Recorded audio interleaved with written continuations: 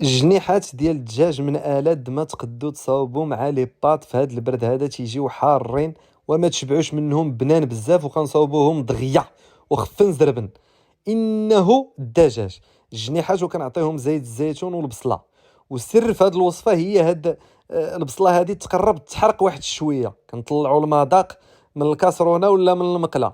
هنا عندي المطيشه اون بيغي، نقدو نديرو المطيشه نطحنوها، وضروري من واحد المعلقه نتاع المركز مطيشه كونسونطري، الملح الابزار التحميره شويه سكينجبير والخرقوم والحار ضروري، القزبر والمعدنوس وشويه ديال الثومه.